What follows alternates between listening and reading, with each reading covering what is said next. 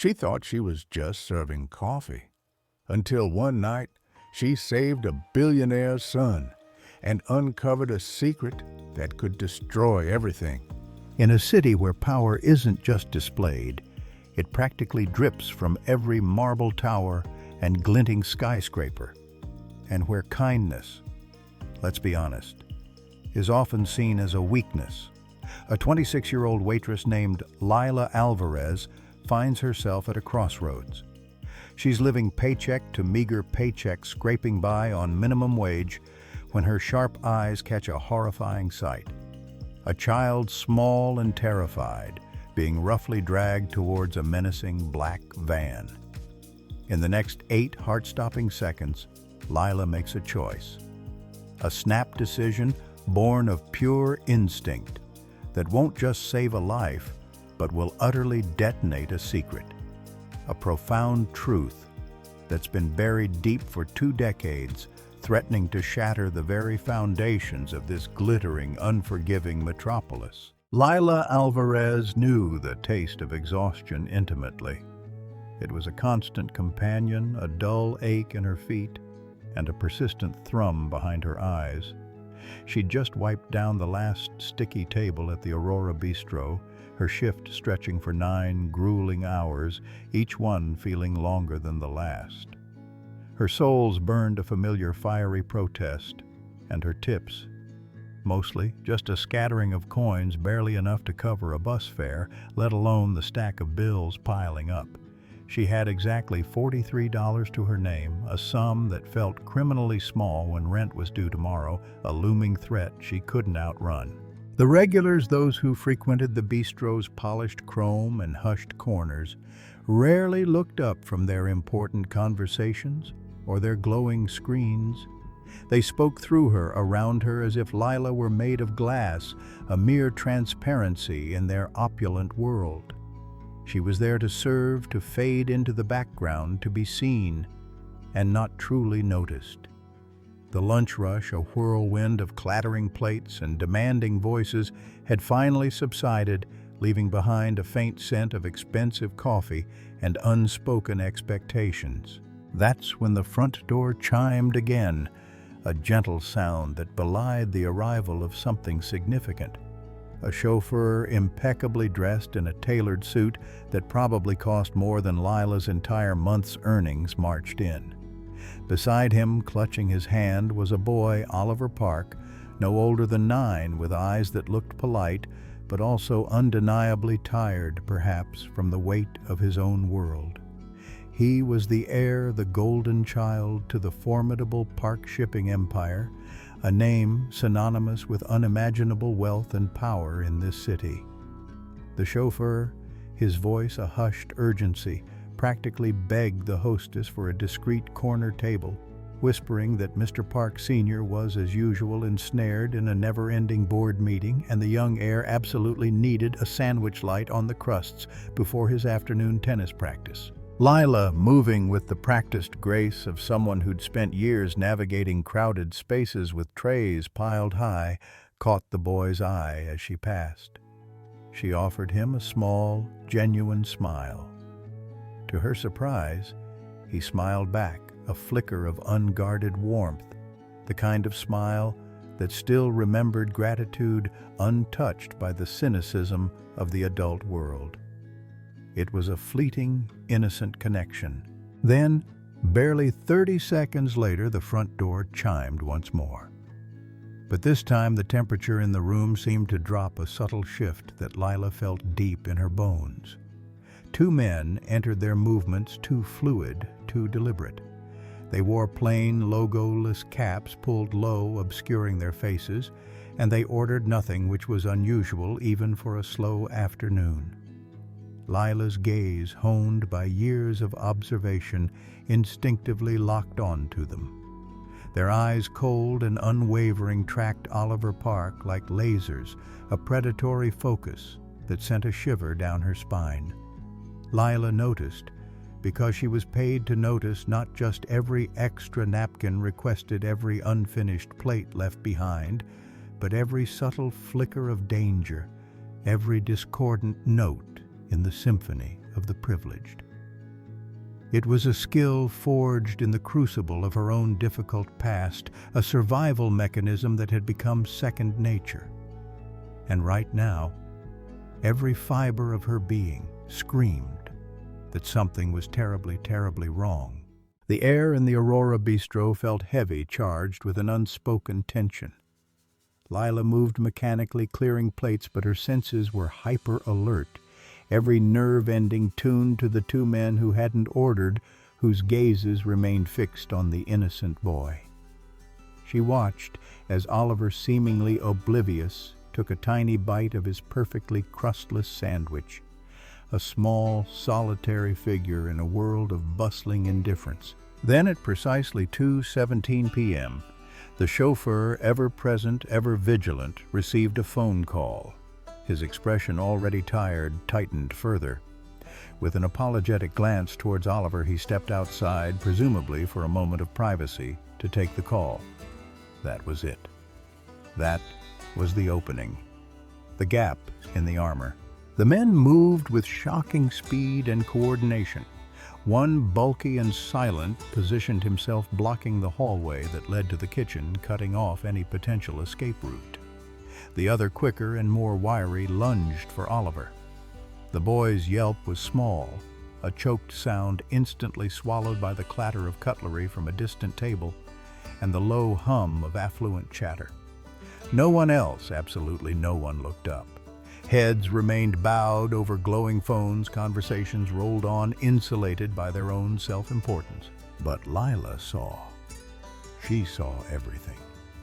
In a flash of pure, unadulterated instinct, her arm shot out her hand, gripping the taller man's wrist with surprising strength. She weighed at best 120 pounds soaking wet. He looked 250, easy, a mountain of muscle and ill intent. "Let go!" He hissed, his voice a low, guttural snarl laced with menace. It wasn't a request. It was a threat. Lila's response wasn't verbal. It was visceral. Her other hand, quick as a viper, jammed a fork, a simple, everyday bistro fork, into the pressure point just above his thumb. A sharp, involuntary gasp escaped the man's lips, his grip loosening for a crucial second. The second man, seeing his partner falter, lunged towards Oliver, his hand outstretched. Lila reacted without conscious thought. With a powerful kick, she sent one of the cafe's heavy, ornate tray stands skidding across the polished floor. It moved like a bowling ball, crashing with a metallic clang into the second man's shins. He cried out, stumbling backward, momentarily incapacitated. Oliver, small and terrified, seized the opportunity, darting behind Lila, clutching at her apron like it was the only life raft in a sudden, violent storm. It was then, and only then, that diners finally began to notice. A woman at a nearby table let out a piercing scream, a sound that finally cut through the complacent hum of the bistro. The first assailant, his face contorted in pain and rage, recovered with terrifying speed. His hand went to his waistband, and a glint of steel appeared, a knife. Lila's mind, even in the midst of the chaos, flashed to a memory, sharp and poignant, her little brother years ago, hiding behind her, his small body trembling during a terrifying foster home raid. The same stance, the same raw terror in Oliver's eyes. This wasn't just about a job. It was about protecting the vulnerable. Without hesitation, Lila grabbed the nearest weapon at hand, a scalding carafe of coffee still steaming from the lunch rush. With a desperate, powerful swing, she splashed the searing liquid directly across the attacker's face. He shrieked a primal sound of agony, dropping the knife with a clatter onto the tiled floor. Just as the chaos reached its peak, a new sound pierced the din, the distant, then rapidly approaching wail of sirens. Someone, thank God, must have dialed 911. The men, their plan shattered, their faces burning, bolted. Limping, cursing, they vanished into the maelstrom of city traffic, swallowed by the indifferent streets. The bistro was plunged into a stunned silence, quickly replaced by a cacophony of gasps, whispers, and the frantic clicking of phones, as everyone tried to capture the aftermath. Amidst the chaos, the lingering scent of spilled coffee, and the bewildered faces, Oliver remained a small, trembling anchor, clutching Lila's apron, his face buried against her leg. He was safe for now. And Lila, her heart still pounding a frantic rhythm against her ribs, knew she had made the right choice. The sirens, once a distant promise of help, were now a deafening reality, their urgent wails echoing off the city's glass and steel. Before the spilled coffee had even cooled on the bistro floor, before the last shard of shattered composure could be gathered, Victor Park arrived. He didn't just arrive, he descended. A motorcade, sleek black vehicles with tinted windows swept to a halt outside the Aurora Bistro, instantly transforming the quiet street into a scene of flashing lights and frantic activity. News crews, drawn by the irresistible scent of high drama and higher net worth, circled like predatory gulls, their cameras and microphones thrust forward.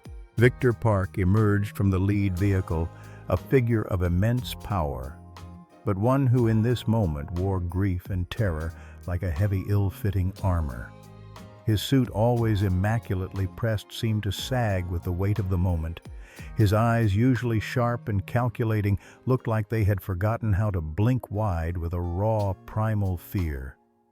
He moved with a kind of desperate urgency, pushing past the jostling reporters, his gaze fixed on his son.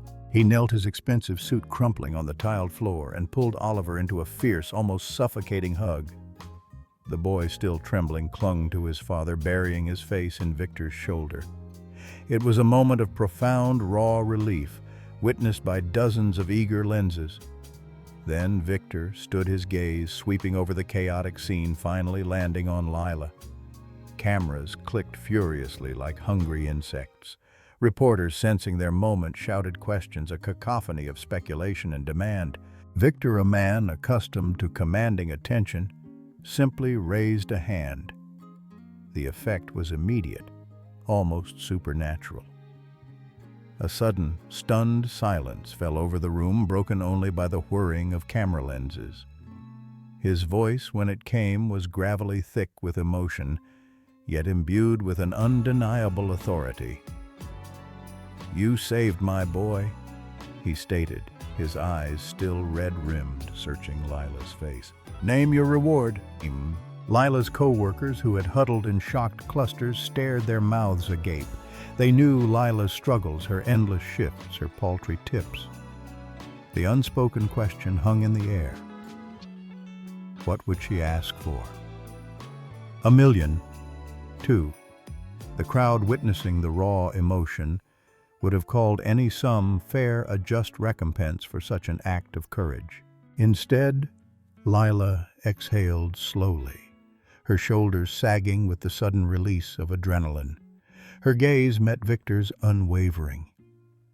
"I just want to finish my shift, sir," she said, her voice surprisingly steady, though a tremor ran beneath the surface. "Kids deserve to be safe, that's all." Gasps rippled through the bistro. Even the hardened reporters seemed taken aback. Victor's brow furrowed, a deep crease forming between his eyes, as if the very concept of unpaid rent of a life lived without the cushion of immense wealth simply did not compute within his gilded world. He reached into his inner jacket pocket and pressed a sleek, obsidian-colored private security card into Lila's palm. It was heavy, cool against her skin, a tangible symbol of a world she barely understood.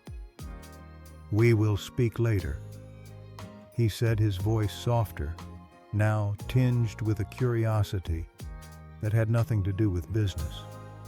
He knew with an instinct honed by years of cutthroat deals that this woman was different, and that intrigued him more than any bottom line. That evening, the city lights began to twinkle, a million distant promises against the deepening indigo sky. Lila, back in her cramped, familiar apartment, was still processing the whirlwind of the afternoon. But the world of Victor Park, once a distant, glittering galaxy, was now undeniably orbiting her own. His people, efficient and relentless, tracked her down anyway. A sleek black sedan, the kind that whispered of power and discretion, idled silently outside her walk-up, its engine a low purr against the urban night. A man sharp-suited and impeccably groomed emerged from the car. He was Victor Park's lawyer, a man whose presence usually signified complex mergers or high-stakes litigation, not a visit to a waitress's modest dwelling. He held out a check, crisp and official, pre-filled for $1 million. The sum, a dizzying array of zeros, seemed to mock Lila's $43. She stared at it, the numbers swimming before her eyes like a foreign alphabet, a language she didn't speak, a world she didn't belong to. She didn't hesitate. With a quiet, firm hand, she slid it back across the small, scarred table in her living room. "Buy better security for Oliver," she said, her voice steady, surprisingly devoid of yearning. "I'm fine." The lawyer blinked. Once. Twice. His carefully composed professional facade wavered, revealing a flicker of genuine confusion. He wasn't accustomed to such refusals.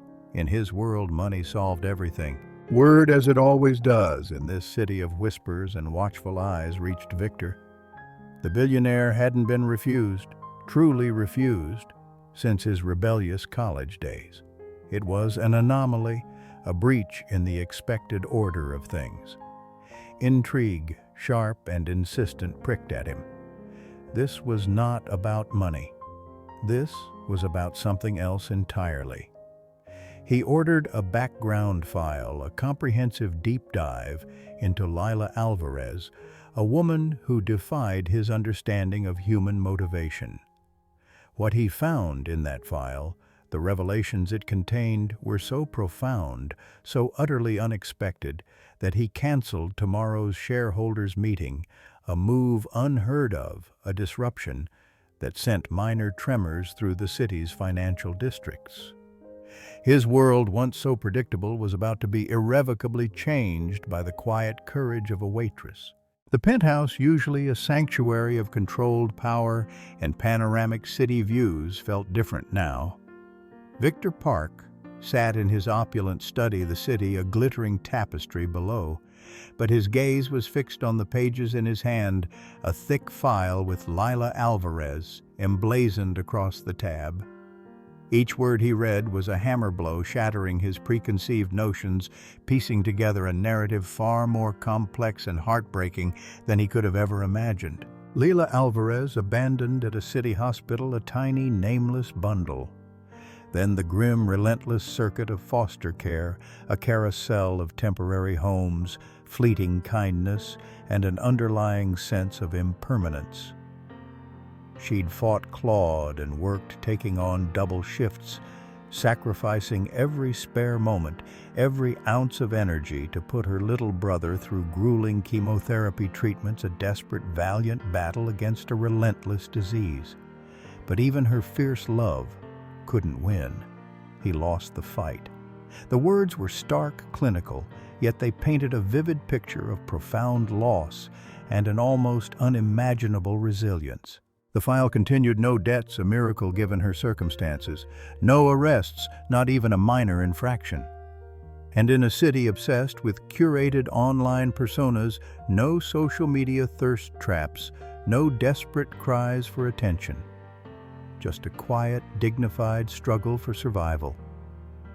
Victor found himself grudgingly admiring her, a faint spark of respect igniting within him.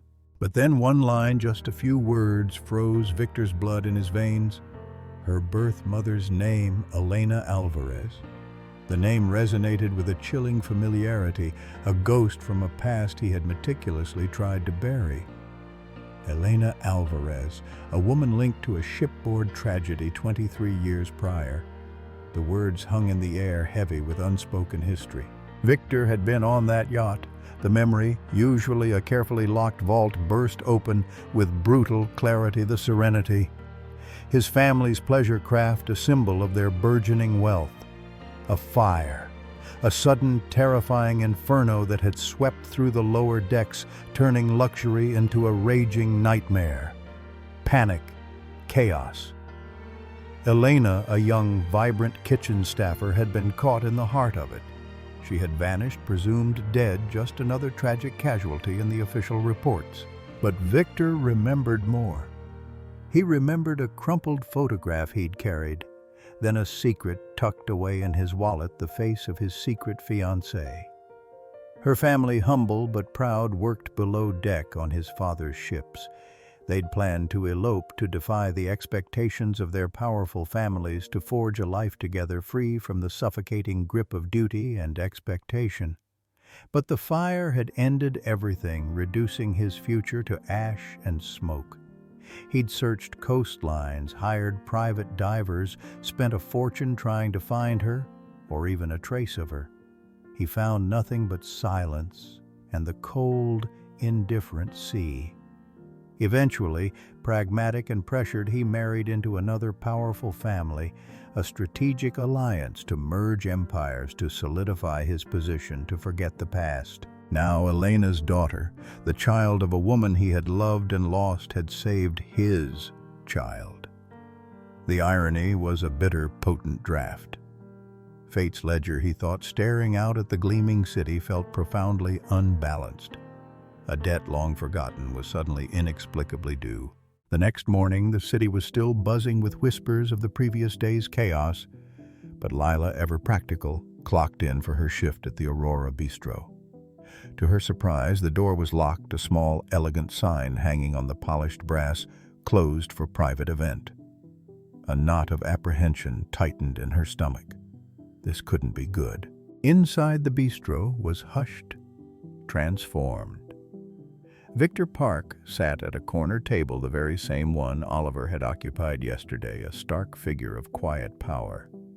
Beside him, Oliver, looking remarkably composed, was engrossed in drawing superheroes, his small hands moving with intense concentration.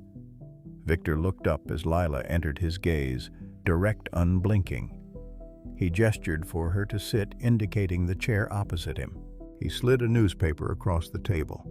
The headline screamed in bold black letters, "Kidnappers linked to international ring."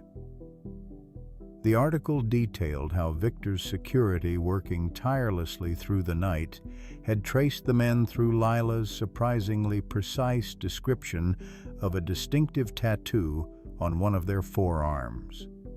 Her keen observation, born of necessity, had proven invaluable.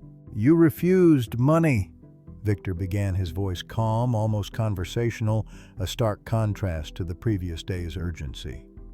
$1 million, most people would have jumped at the chance. Lila simply met his gaze, offering no explanation, no apology for her unconventional choice. Victor leaned forward slightly. "Then accept a job, a different kind of reward. I want you to head Oliver's household security. 6-figure salary, a new life, move in, protect him." Lila laughed, a short, disbelieving sound, half flattered, half insulted by the sheer audacity of the offer. "Mr. Park," she began, shaking her head slightly. "I'm a waitress. I serve coffee and wipe tables. I don't head security." Victor's gaze softened, a rare, almost imperceptible shift. "No," he corrected, his voice firm. "You're a guardian. You proved that yesterday. You have an instinct, a courage I haven't seen in anyone. Oliver trusts you." Oliver, sensing the gravity of the conversation, looked up from his drawing, his bright, innocent eyes fixed on Lila. He tugged gently at her sleeve, his small voice earnest. "Please say yes, Lila. Please." Something in the boy's eyes, a pure, unadulterated hope, without a trace of entitlement, melted Lila's carefully constructed armor. All her life she had fought to protect first her brother, then strangers. This was different. This was a chance to protect a child who had already found a place in her heart, and to do it with resources she'd never dreamed of. She looked at Victor, then back at Oliver. She agreed, but on one condition. "Keep me off magazine covers," she said, a wry smile touching her lips. "I prefer anonymity." Victor, a man who understood the value of discretion, nodded solemnly. "You have my word. Total secrecy." But as he spoke, a flicker of doubt crossed his mind. Secrets in this city, he knew from bitter experience, had a shelf life of about one news cycle. He could promise, but he couldn't control the tides of a city ravenous for drama. True to his word, Victor Park didn't just hire Lila. He invested in her. He enrolled her in an elite bodyguard boot camp, a facility so exclusive, so rigorous, it felt like something out of a spy thriller. Gone were the familiar clatter of dishes and the smell of stale coffee. In their place, the sharp scent of sweat, ozone, and adrenaline. Lila was thrown headfirst into a world of intense physical and mental conditioning. She learned evasive driving techniques, mastering high-speed maneuvers, and defensive tactics behind the wheel of armored vehicles. She spent hours on surveillance loops, her eyes trained to spot the subtle tells, the anomalies that signaled danger in a crowd. Krav Maga, a brutal and efficient self-defense system, became her new language, each strike and block a testament to her growing strength and precision. Bruises bloomed like dark petals across her skin, a constant map of her progress, but she never complained. Every ache, every strain was a reminder of her purpose, a step closer to being the guardian Oliver needed. Her instructors, initially skeptical of the former waitress, soon came to respect her fierce determination. They called her the Wraith, a nickname born of her quiet intensity and her uncanny ability to move silently, to anticipate, to strike with unexpected force. Oliver surprisingly became a fixture at the training facility. He tagged along whenever possible, his small, energetic form mimicking her, stretches his eyes wide with admiration as he watched her in action. Their bond deepened, forged in the shared pursuit of safety. Weeks bled into months, each one hardening Lila's resolve, sharpening her skills.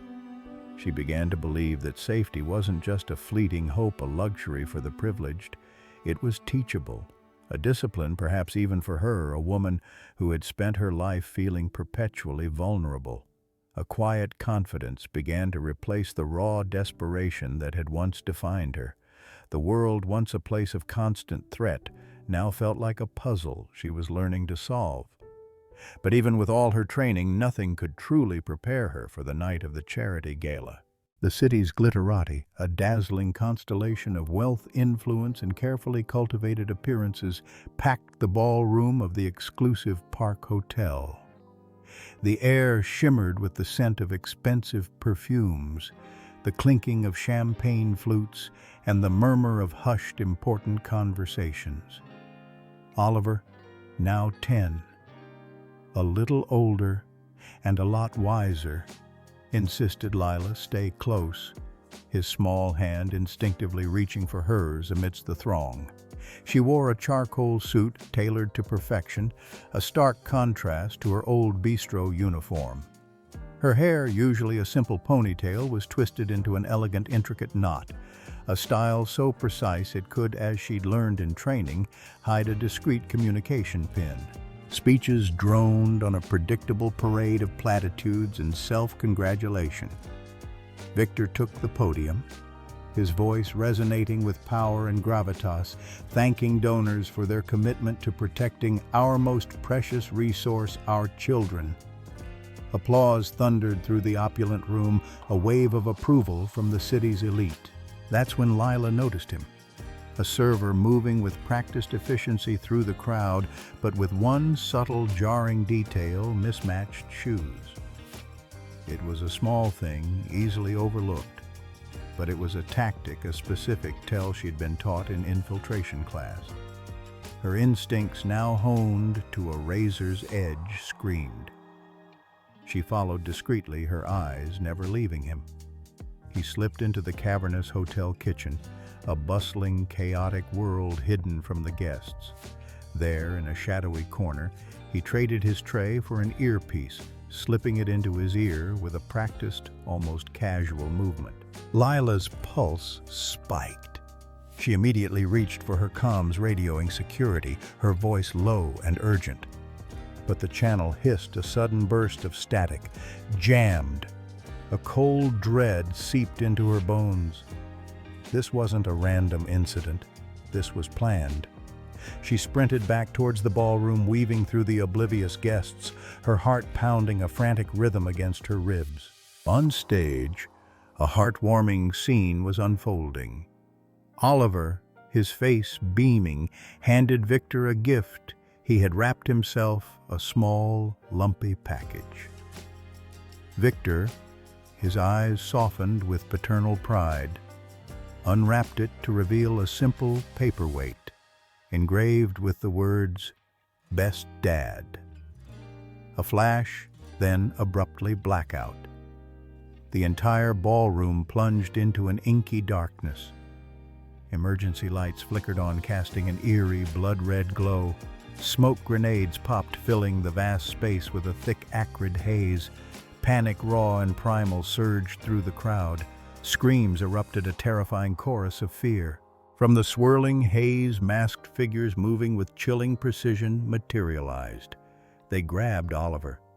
Lila, her training kicking in, didn't hesitate. She vaulted over a decorative table, tackling the nearest abductor with a force that surprised even herself. They crashed into a dessert trolley, sending delicate pastries and champagne flutes flying.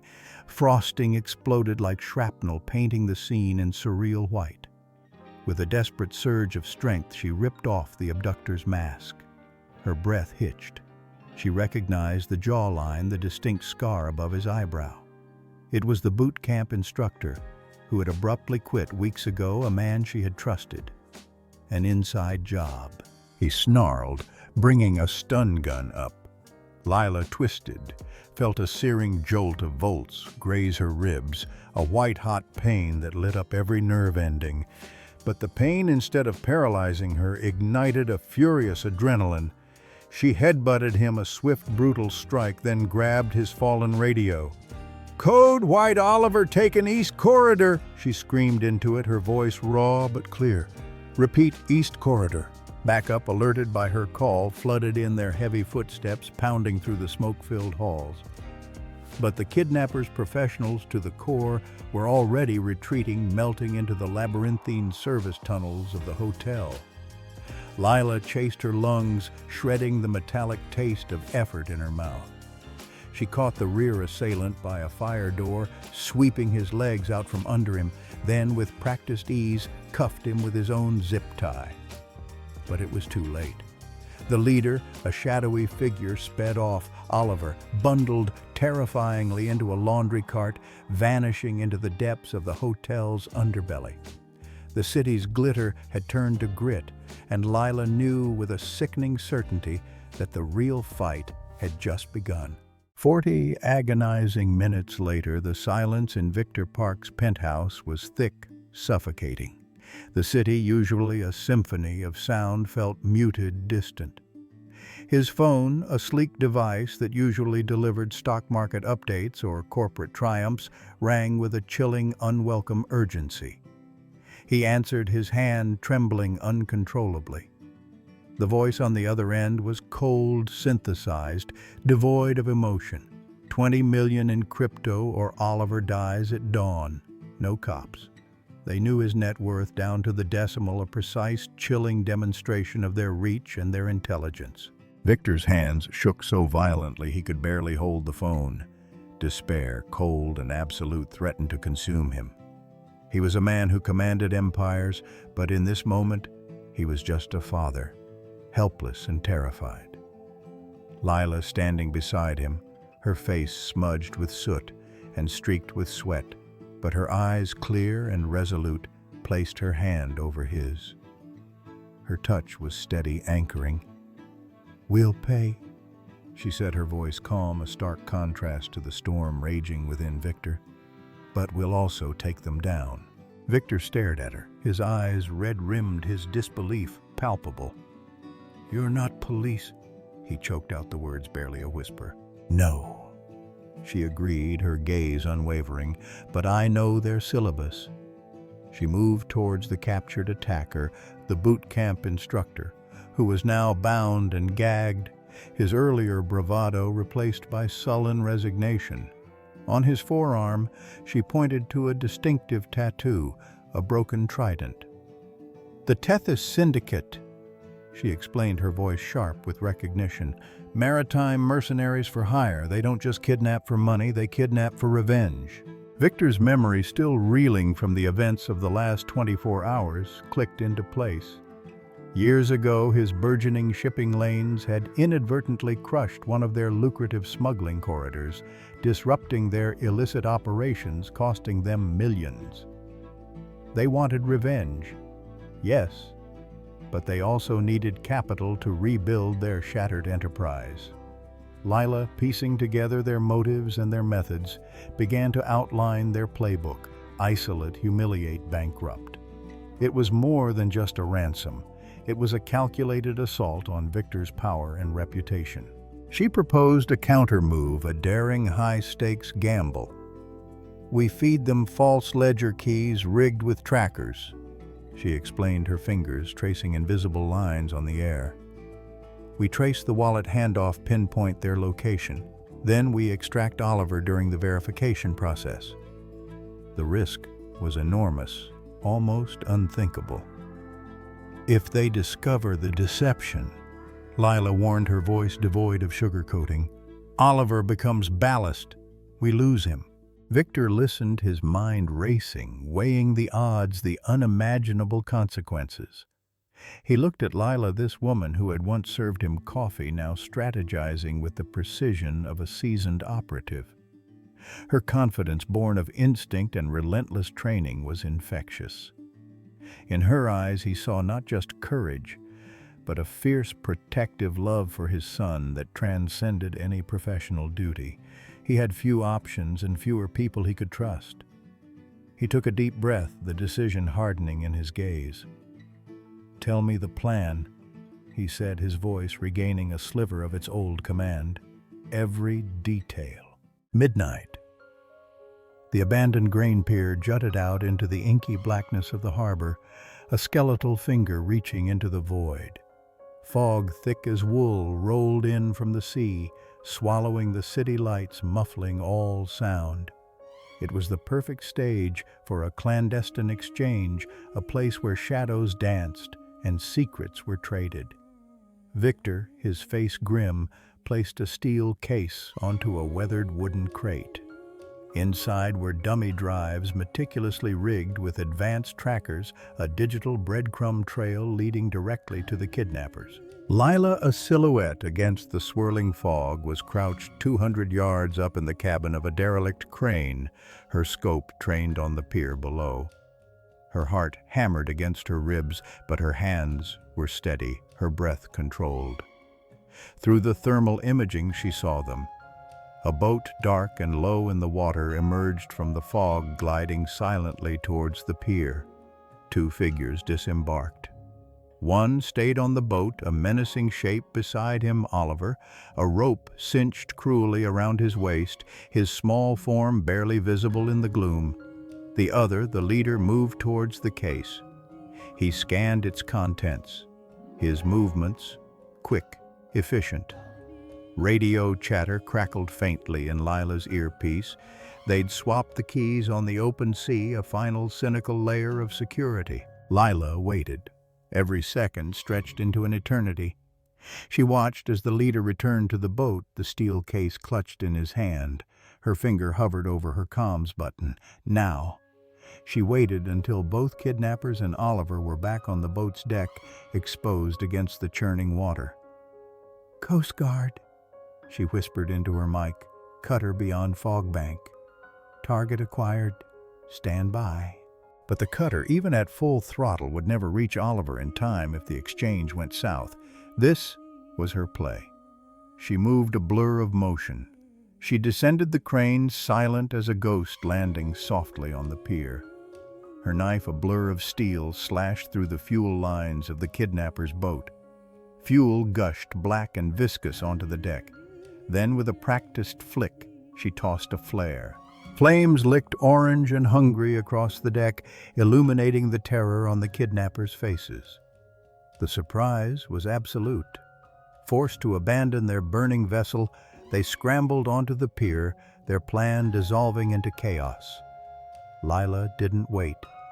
With a daring leap, she zip-lined down from the crane's arm, landing precisely between Oliver and his armed guard. Before he could react, she disarmed him with a swift, brutal strike, then shielded Oliver with her own body, pulling him close. Gunfire erupted, wild and desperate. Sirens closer now wailed through the fog. The syndicate members, their plans in tatters, scattered, trying to disappear back into the night. One, a hulking brute, aimed his weapon directly at Lila's back. Time seemed to slow. Then Victor Park appeared, a sudden, impossible presence. He lunged, shielding them with a bulletproof briefcase, a last-minute desperate purchase. A round thunked into the Kevlar, a dull, heavy sound. In that moment, Victor, who had once fled a fire, who had once failed to protect someone he loved, found his courage. Police swarmed the pier, their flashlights cutting through the fog like probing fingers. The Tethys syndicate members, disoriented and cornered, were captured one by one. Dawn broke, painting the eastern sky in soft, hopeful shades of pink and gold, reflecting off the placid water. On the pier, amid the flashing lights and the remnants of chaos, father and son sobbed in each other's arms, their reunion a testament to an impossible rescue and to the quiet bravery of a woman who had refused to let a child be lost. The city, still reeling from the dramatic events at the gala and the daring pier rescue, erupted in a frenzy of media coverage. Headlines screamed, news anchors breathlessly recounted the story, and Victor Park, the billionaire who had shielded his son with a briefcase, was hailed a hero for risking everything to save his child. He stood before the cameras, his face etched with exhaustion but also a newfound humility, and deflected all credit to Lila. He spoke of her courage, her quick thinking, her unwavering dedication. But the headlines, ever eager for a more sensational narrative, twisted the story, reshaping it for maximum impact. Mystery guard saves billionaire son again. The carefully constructed anonymity Lila had requested, the secrecy Victor had vowed, shattered like glass. Paparazzi, relentless and insatiable, stalked her every move, transforming her into an unwilling celebrity. Her face, once invisible, was now plastered across tabloids, endlessly dissected and speculated upon. Lila, overwhelmed and deeply uncomfortable with the sudden glare of public scrutiny, drafted her resignation. She genuinely believed her presence, her newfound fame, now endangered Oliver more than it protected him. She couldn't bear to be the reason he faced further threats. She clutched the letter, her heart heavy, steeling herself for the inevitable conversation. Victor, however, seemed to anticipate her move. He summoned her to his penthouse terrace, a breathtaking eyrie high above the city, where the lights below glinted like a million broken promises. The cool night air whipped around them, carrying the distant hum of the city. He stood before her not as the powerful CEO, but as a man profoundly changed. In his hands, he held two envelopes. One, thin and crisp, was her final paycheck, a substantial sum that would set her free from the daily grind. The other, thicker, heavier, with unspoken possibility, contained adoption papers. "I can't ask you to stay as an employee," Victor said, his voice low, filled with a raw, unexpected emotion. "Your life, your privacy, they've been irrevocably altered. But I can ask you to stay as family." Lila stared, stunned, the words hanging in the crisp night air. Adoption. The word, so simple, so profound, echoed in the vastness of the terrace. It was a concept she had only ever dreamed of, a longing buried deep since her childhood in the cold, impersonal foster care system. Victor continued, his gaze fixed on the distant horizon as if speaking to ghosts. "I loved your mother, Elena, more than anyone will ever know. I failed her. The fire. I froze. I was a scared boy, more concerned with my family's name, with what my father would say, than with saving the woman I truly loved. I won't fail you, Lila. Not again. not her daughter. The wind whistled a mournful sound. Tears, hot and unexpected, blurred the glittering skyline before Lila's eyes. It wasn't about the money. It wasn't about the power or the prestige. It was about the word she had chased consciously and unconsciously her entire life, a word that had always eluded her belonging. She signed. Not for the wealth, not for the status, but for the promise of a family, a true home, a place where she finally truly belonged. Days later, the city held its breath. Victor Park, now a figure of both admiration and intense scrutiny, convened a press conference, a rare public event that drew every major news outlet. Cameras buzzed their red lights, blinking like hungry eyes. Microphones jostled for prime position. Victor, standing tall, his arm around a beaming Oliver, began to speak. He introduced Lila not just as the new head of his formidable household security, but as something far more profound, legally, unequivocally his daughter. Gasps echoed across living rooms, through boardrooms, and in the bustling newsrooms of the city. Stocks, particularly those of Park Shipping, wobbled precariously. Gossip sites exploded their servers, struggling to keep up with the frenzied speculation. Waitress turns heiress Cinderella story or calculated move. The story was a sensation, a modern-day fairy tale twisted with corporate intrigue. But beneath the glittering surface of the gossip, far bigger shockwaves began to ripple underground. Investigative reporters spurred by. The sudden, inexplicable adoption started digging. Lila's signature on the adoption papers, a legal formality, matched a biometric record from the lost yacht, a detail buried deep in the official archives. This small, seemingly insignificant detail was the thread that began to unravel everything. Suddenly, Elena Alvarez's death certificate, a document long filed away and forgotten, resurfaced. And the shocking truth was that it had been filed by Victor's own company lawyers just days after the yacht fire. Questions thundered, reverberating through the city's legal and social circles. Had Elena truly died in that fire? Or had she simply vanished, erased from the narrative? Was the fire an accident? Or was it arson? A meticulously planned act to erase a forbidden marriage, to cover up a scandalous affair that could have ruined the powerful Park family name. Victor's board of directors, a collection of powerful, ruthless individuals, demanded answers. Protesters, fueled by a mixture of outrage and a thirst for justice, gathered outside Park Tower, their signs waving their chants, echoing #Justice for Elena, #Truth for Lila. Hashtags trended, dominating social media, forcing the story into every corner of the digital world. The district attorney, under immense public pressure, opened a cold case inquiry, dusting off files that had been dormant for over 2 decades. Victor Park, the titan of industry, faced an impossible choice: protect his carefully constructed empire and his family's reputation, or exhume the brutal, devastating truth of the past, no matter the cost. The city, once blinded by his power, was now demanding to see. The city was captivated. Court TV, the channel usually reserved for sensational murder trials or celebrity divorces, covered the hearing live, its cameras scrutinizing every nervous twitch, every flicker of emotion. The courtroom, usually a somber arena of legal sparring, became a stage for a drama that blended corporate malfeasance, personal tragedy, and a shocking quest for justice. Lila took the stand, her posture straight, her voice clear, despite the weight of the moment. She recounted with quiet dignity every foster home, every sterile room, every night she had waited a small child, clinging to hope for a mother who never returned. Her testimony painted a stark picture of a childhood defined by absence and resilience.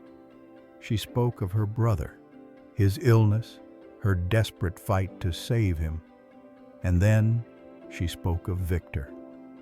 She publicly forgave him, her gaze meeting his across the packed courtroom, a profound act of grace that silenced the murmuring crowd.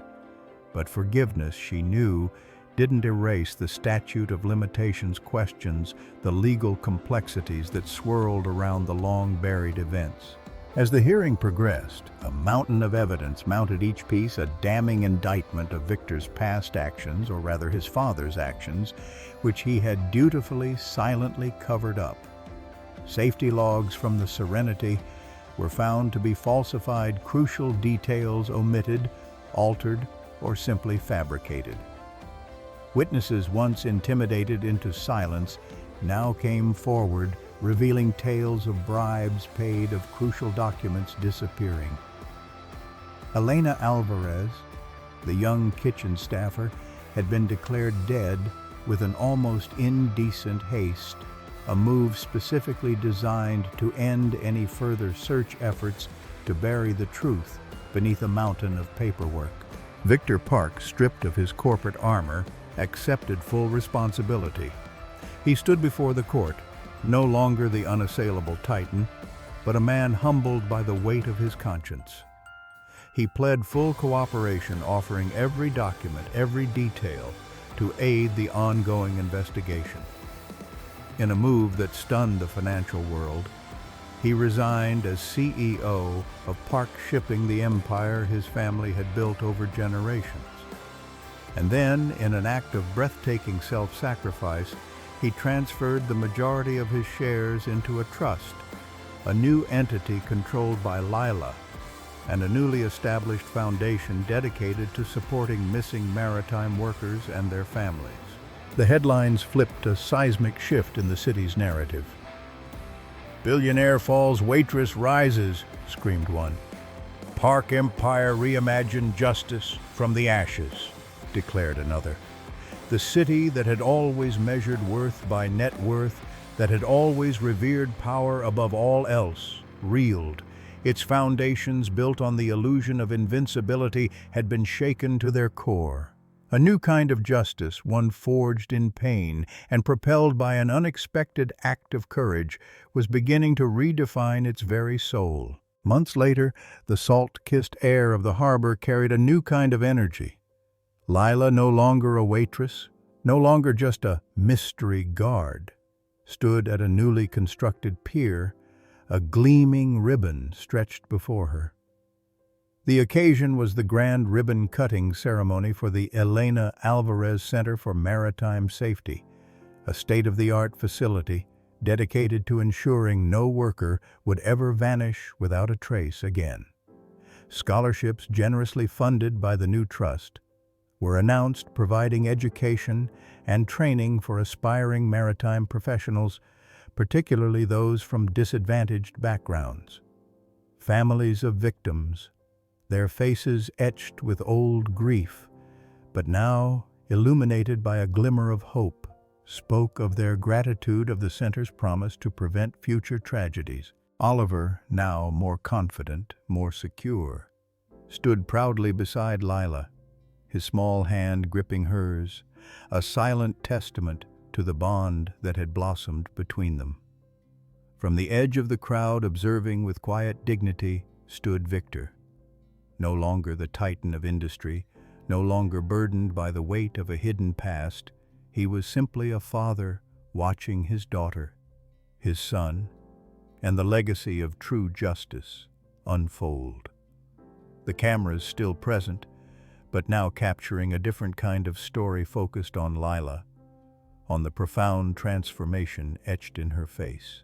She stepped to the podium, her voice clear and resonant, carrying across the harbor. "Bravery isn't about pedigree," she began, her gaze sweeping across the diverse faces before her. "It's not about the name you're born with or the wealth you inherit. It's about the choices you make when fear tries to take hold." She paused, a small, genuine smile gracing her lips.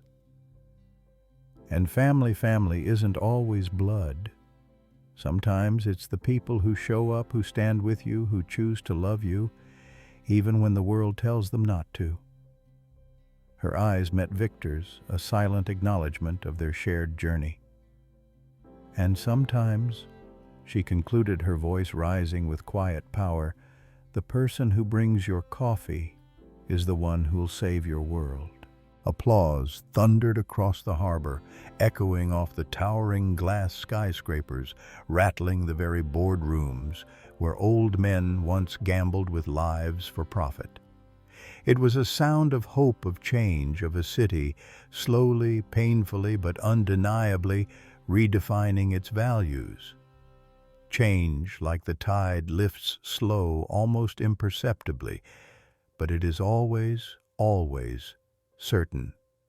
And in this city, a waitress had shown them all that true power lay not in wealth, but in the unwavering courage of a single compassionate heart. So now you know the whole story. What would you have done in Lila's shoes?